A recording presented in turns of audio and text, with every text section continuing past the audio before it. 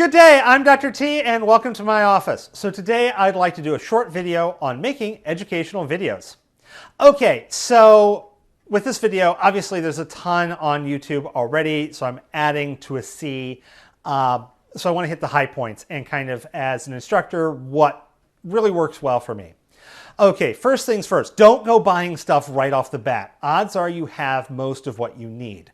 Most cell phones are actually pretty good. That's not what I use. I use a camcorder, but cell phones will often work fairly well. So let's think about what we've got and let's think about upgrade paths going from the webcam on your computer up to a fairly fancy system if you choose to go that direction. Okay, so let me take a quick photo of my setup with my cell phone, because once again, I'm not actually using the cell phone.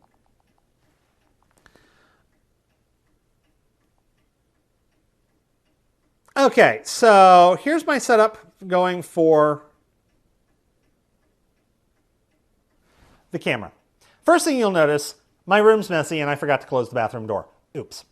Okay, second thing you hopefully notice is that, one, I need to be sitting off to one side for this video. This gives me a lot more room to place it, so you'll notice that quite often I'll be sitting off to one side. Whatever software you choose to use is up to you. I use Camtasia. There is a ton out there. There are definitely some open source alternatives, so pick what works best for you. And I probably shouldn't be quite that off to the side. The lighting's a little bit off there. Okay.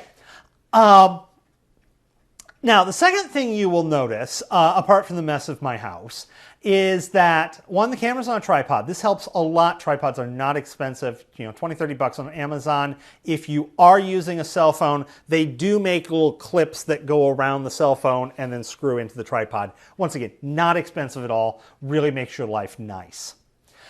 Second thing you'll notice is that the camera is at roughly eye level. So with the camera being at roughly eye level, it feels much more natural, much more accustomed because, our eyes are at eye level. Yeah, pretty obvious there. And so we're used to looking at things at eye level. So right now I'm seated, the camera is mounted at roughly eye level, and hopefully it feels like you're sitting next to me. We're talking across an awkwardly large gap. Yay. Yeah, that's kind of the basics. If you aren't using a tripod, try and elevate your computer or move your phone to roughly eye level. Obviously, you can do the whole, hold the phone out kind of thing. That's up to you. I personally find sitting where I'm less fidgety and having a nice tripod keeps a nice stable image. Tends to work better for me. Okay, talking lights. Let's go for another photo. And in this case, well, and lastly, more mess. I'm using a 3-point system. With 3-point lighting, you've got a key light, a fill light, and a hair light. And then I've got some background kind of ambient light going on, just kind of to fill things in, make it look nice, hopefully.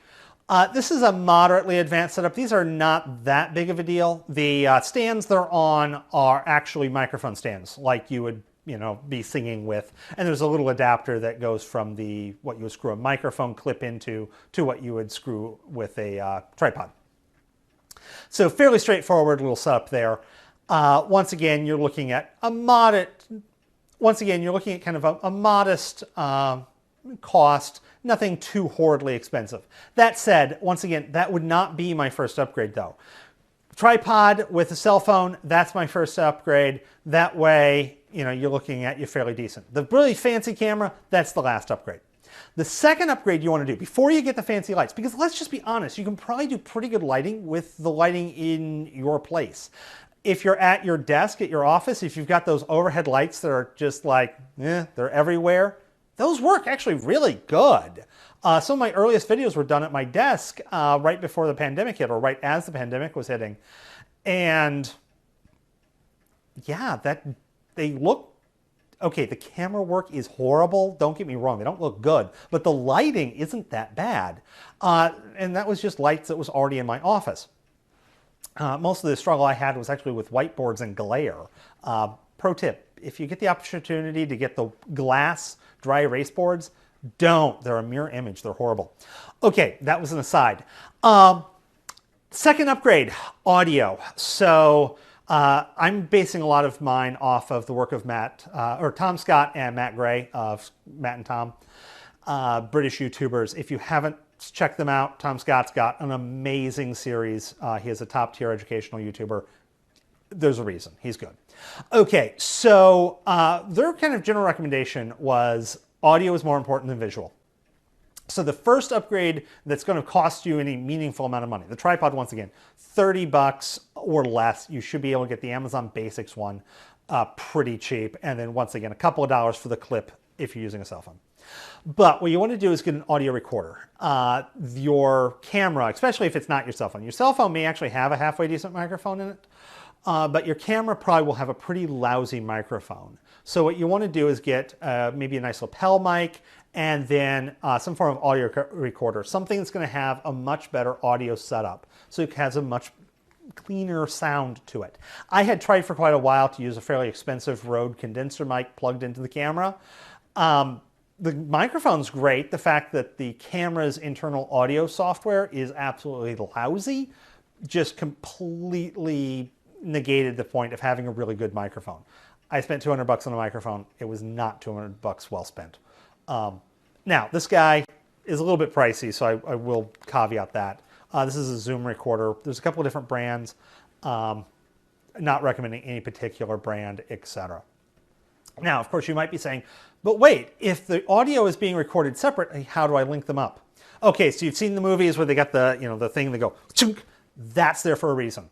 This creates a big loud clap that allows the audio folks to sync up the audio with the visual. Well, the easiest way to do this is if your camera's got audio, have that recording, and you've got your device recording as well. And then before you start filming, you cut this part out, but before you start filming, give yourself a couple of claps, give yourself a nice spike, and in your software, you're able to line them up. When it comes to software, you want something with a little bit of oomph under the hood. I use Camtasia. Once again, not a recommendation for Camtasia. There's a multitude of softwares out there. Whatever works for you, readily available. Once again, I do like Camtasia, but there is quite a few different software titles out there for you to use. So, second piece of upgrade, that would be this guy.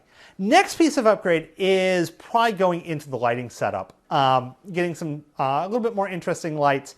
Once again, these are going to be cheaper than the camera, but maybe at this point also thinking about looking at a camera. When you're looking at cameras, you basically have two choices. Do you want to go camcorder? With three choices. Do you want to do camcorder, DSLR, or GoPro? Camcorder is probably the cheapest option. I think I dropped about $200 on mine. That said, post-pandemic, I did this in 2019, so things were cheaper back then. Post-pandemic, things have been crazy. DSLRs, they're 1,000 plus very easily. A lot of the professional YouTubers like the DSLRs. They give that nice person in focus, background out of focus, what's called a bokeh. I'm not dropping $1,500 for a slightly blurry background. Additionally, they typically don't have all that great record times. 15, 20 minutes is really good. And if I'm recording my class, I don't want a blurry background. I want a large field that's in focus. My depth of focus, I want that big. I want a lot of things in focus at once. Whereas, the DSLRs usually have a very narrow field of focus. GoPro is another option. Definitely a versatile one. They're a little bit on the pricey side, but do give you some options. I do use a GoPro, as you have seen. They're nice and light. You can use one of the tripods for the microphones, the microphone stands. Makes it a nice little boom camera, as you've seen on a few of my videos where it's, I'm writing and the GoPro's sitting here and I'm writing here, and it does work. The GoPros do typically have a fairly wide angled lens, although the newer models, you can really narrow that down in, and does give you a very nice option. So GoPro, definitely an option. The camcorder, once again, is the option I chose to go with. So that's the core of the video. A couple of tricks that I have learned. Once again, if you're doing this, really the simplest thing that's really going to upgrade the quality of your video is get your camera at eye height, which might mean lift your laptop up if you're using the laptop's camera. Get yourself a cheap tripod with a little clamp for your phone if you're using your phone. Really, that's the one that's the easiest. And then once you're starting to drop some money, then you get a few other options. So with that said, this has been a drop of information into an ocean. There is tons and tons and tons of this by like literal professional filmmakers out there.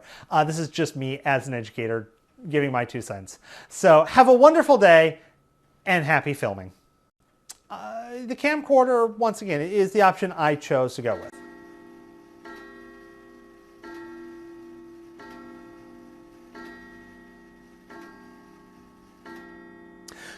I wonder if you can guess what time I'm recording this at.